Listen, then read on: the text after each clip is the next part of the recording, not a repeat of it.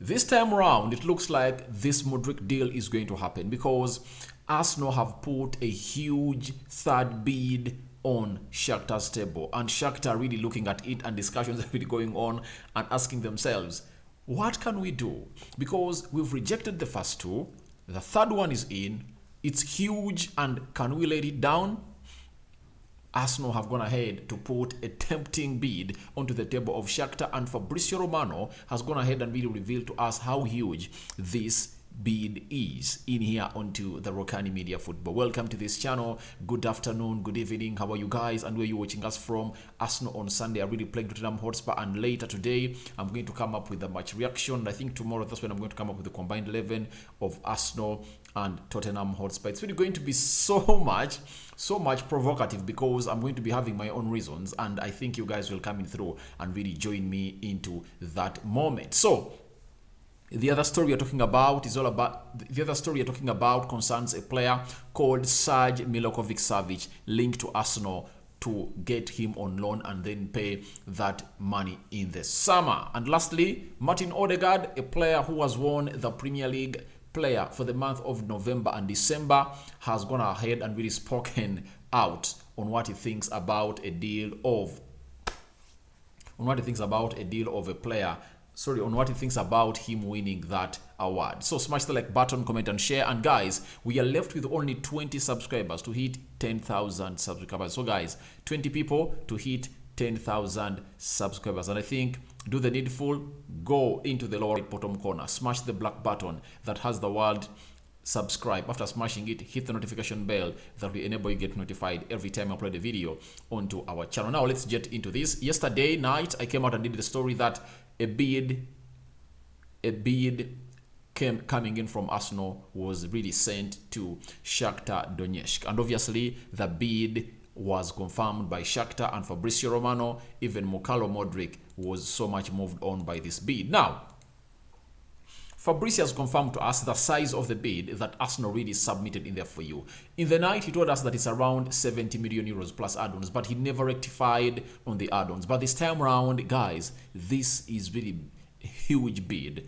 This guy is going to be the most expensive player Arsenal have ever signed in history. And we are being told by Fabrizio Romano that Arsenal new bid for Mykhaylo Mudryk has 70 million euros of guaranteed fee or upfront fee, meaning that that's the amount of money they're going to pay in at first, as revealed yesterday at night. And I did that story and I related to what Fabrizio told us. Understand bonuses are close to 20/25 million euros. Jesus, my goodness. Oh, guys, this guy is really special. If Arsenal is spending like this on this guy, it is really showing how special this guy is. Waiting for Shakhtar, Arsenal are now discussing on the add-on structure and how when to activate them. So this deal is going to happen. Do you know why? Shakhtar have always called for 100 million euros.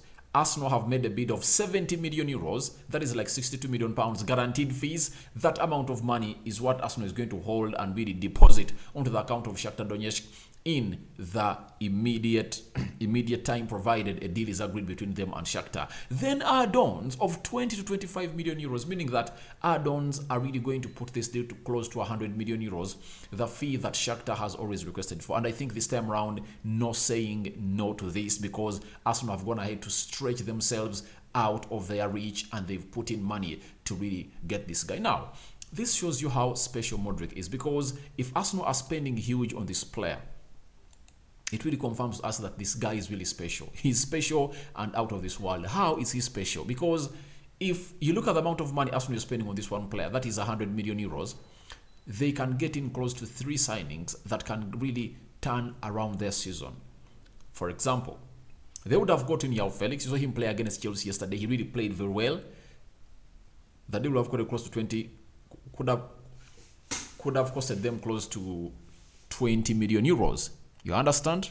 Now, meaning that they would have been left with 80 million euros. Not so. After that, they spend 20 million euros on Tielemans. That means they're left with 60. They spend some 30 or 40 million euros on Danilo. That means they're left with like 30 or 40. Now, get that 40 and bring in Trossard. Four players, but Arsenal are getting that astronomical fee and spending it on one player. Doesn't that send a message to you that this guy is special and Arsenal's going to need to scout him? They don't want to lose him, and they know that in the summer, it's really going to be competitive to get this guy. I believe that's one of the reasons that Arsenal have really put into the driving seat, all ahead of them, all in their brains, to hurry up this deal, because they know he's going to play well in the UEFA Europa League. He has already played well in the Champions League. If they don't get him the January transfer window, where very many teams are not willing to spend huge money, it's going to be hard for them to really get him in the summer, because very many teams will be having the money to spend, because most teams on record have spent a lot of money in the summer. That's it. They've gone ahead to spend lots of money in the summer, £300 million, £200 million, meaning that if Arsenal don't get this player now, there are going to be very many competitors that could escalate the deal to 120 or 30 million euros. So Arsenal are doing this to save themselves from the summer competing bids for this guy. They don't want to find themselves in a bidding war, but finally Shakhtar are really getting what they want. Shakhtar have always called for 100 million euros, and Arsenal have gone ahead to do the needful and really fulfill exactly what Shakhtar really want. Now Fabrizio Romano went ahead to give us what we call a note. You get? To really put this into your eyes, ears, and your heads, that let no one lie to you that this deal is really nearing the stage of a who we go all a signing stage. As I've seen people coming out and putting out that the deal is closed because Fabrizio came out and said that that bid had been put in. He's telling you that. Let me clarify one thing. We are not at the stage, we are not at the signing stage or at the here we go stage. The bid is on the table and now it's on Shakhtar and negotiations continue. But we have to wait to see if the deal will be completed. That's it. So don't hurry your brains to think that the deal is done and dusted. That's a lie. That's a lie. Fabrizio is telling you, look up to him, look up to Rokani Media Football. When he tells you that something is done, that's when it's going to be done. Because, you know, we are having very many, we call them what? They are referred to as tap-in journalists. You know, very many journalists have started to tap in that the deal is done, close, what? But let me tell you this. A bid, everything concerning Mudryk, I think Fabrizio is so much close to the agent of Mudryk and he feeds him in every time. That's why I used to eat that Fabrizio always comments onto the Instagram post of Mykhaylo Mudryk, his official Instagram account, and even Mykhaylo Mudryk goes ahead to like the posts concerning him that show positivity of his move from Shakhtar to Arsenal on his Instagram. That is Mudryk. When Fabrizio came out and really posted that a first bid has been submitted on the 26th of December, Mudryk came and liked and even commented with an emoji of prayers. You know, he loves Jesus, he's in love with Jesus, and Jesus is doing him wonders. So, let no one lie to you that this deal is really close. That it's nearing a here we go all a signing stage. A huge bid has been put on the table of Shakhtar, and Shakhtar are still evaluating it. Should we accept it? Are 70 million euros enough to be as the upfront fee and wait for the 20 million euros of add-ons? But Fabrizio is hinting about them discussing on add-ons, because add-ons are really complicated. And by the way, some deals are delayed by add-ons, because I support Manchester United. I've seen United prolong a deal because of the add-ons, and there is one of the clause they want to include in always, that if at all a player wins a Ballon d'Or, we get you 10 million euros, like that. And now, I think for Arsenal and Shakhtar, they're really discussing on possible add-ons to see to it that Shakhtar will get its money in at least 1 year's time from now, from the time the deal will be accomplished. Clauses like, if at all it scores 10 goals in the Premier League, we get this amount of money. If Arsenal qualifies for the Champions League, you get us this amount of money. If Arsenal wins the Premier League, you get us this amount of money. If he wins the Champions League, you get us this amount of money. And lastly, if he scores 20 goals a season, you get us this amount of money. You get? But I believe it is really one of those deals that we expect to happen before I think around Monday, Tuesday next week. Hugo is going to be really rich, because this amount of money that Arsenal have gone ahead to dish out to Shakhtar, no one is going to give it to them, because even Chelsea have gone ahead to really back out of this deal. Now, Shakhtar are left with one team.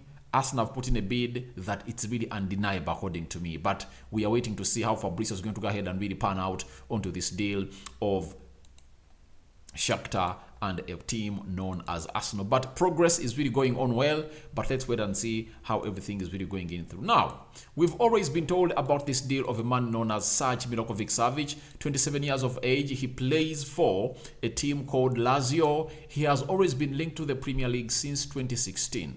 I've had stories linking him to the Premier League since 2016, but I believe they have always wanted to come. Him and his agent has always wanted his client to come out and play in the Premier League, because he's tailor-made for the Premier League. When you look at his height, his physicality, and his set of skills, is really a different kind of player. He reminds me of Yaya Toure. If at all you know Yaya Toure, that's how this guy plays. But I think for him, he's more faster than Yaya Toure, and he plays in every position of the midfield. He can play as a CDM. He can play as a box-to-box midfielder. He can play as a central attack midfielder. That is Milinkovic-Savic. Now, we are getting a story coming in from Masengero, that is Italy. Roma is telling us the following about this deal of a guy known as Milinkovic-Savic, that he could leave Lazio in January. The Lazio president could accept a loan of 10 million euros or 8.8 million pounds with an obligation of 40 million euros or 35.5 million pounds in the summer. Arsenal and Juventus would be ready to make a move for him in January. Now, Arsenal are really trying to reinforce their midfield. And I've always said this. People love Xhaka, but bringing someone better than the player you are having is great, because it improves the squad, because competition is always created. Now, Granit Xhaka looks like he is in his own land. He's in his own land. He has no competitor in that team. And trust me, he's playing very well. But do you know what it means if at all you bring in another player like Milinkovic-Savic or Tielemans onto him? That means he will work harder than how he has been working for the club. However, match is looking good, but that does not give you a reason to not bring in a player. What if he gets an injury? Have you ever thought about that? So, Arsenal are really some of the teams that are really ready to make a bid for Milinkovic-Savic, and he is available on loan, and Arsenal can go ahead and really pay more money in the summer. And I think this works out like a charm for Arsenal. Arsenal, if they add Milinkovic-Savic to that midfield, oh my God, I obviously hand the title over to Arsenal. That's it, genuinely. But right now, if they bring in Mykhaylo Mudryk alone, it's not enough for me. It's not enough, and it's not convincing to me that makes them win the title. Because that midfield is really lacking some flamboyance in it.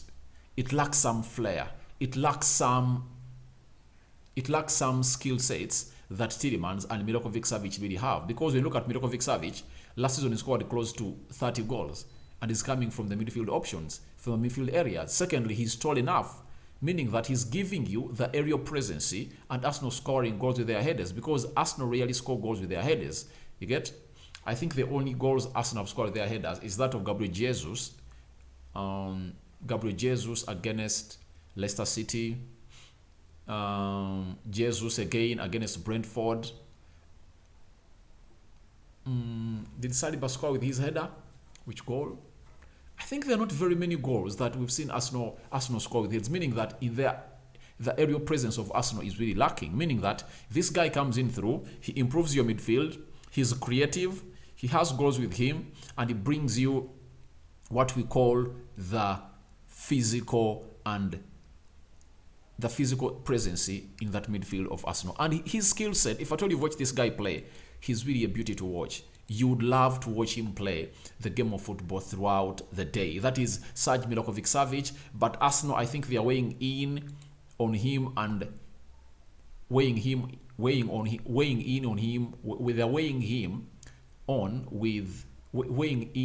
with Tielemans, because for this guy you pay close to £9 million to bring him in. I believe that is one of the huge blocking factors that will really hinge Arsenal from bringing him. Reason, they needed a striker more than a central midfielder.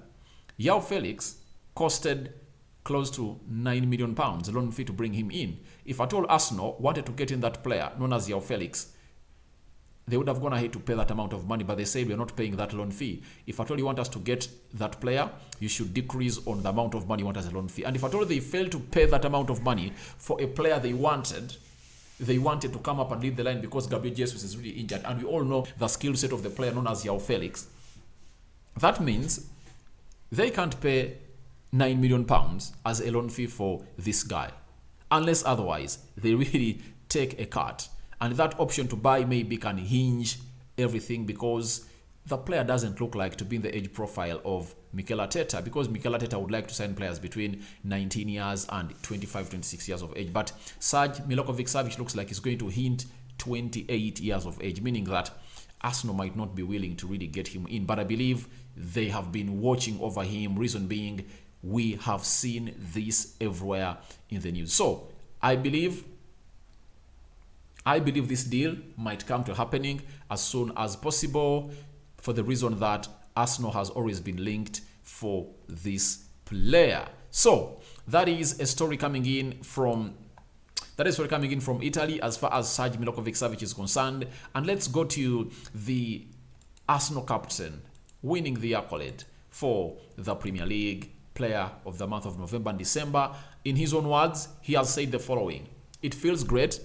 I've said a lot of times this team has a lot of young, hungry players, and we play so well with each other. So it's just a pleasure to be here and to be part of what we are doing now." So he's hitting about the young players that Arsenal are really having, that have gone ahead to go ahead and really do lots of miracle for the club of Arsenal. And I believe this young lad known as Odegaard has really gone ahead to really look great and get us into those days that we expected he was going to come out and really become one of the best players in the world. And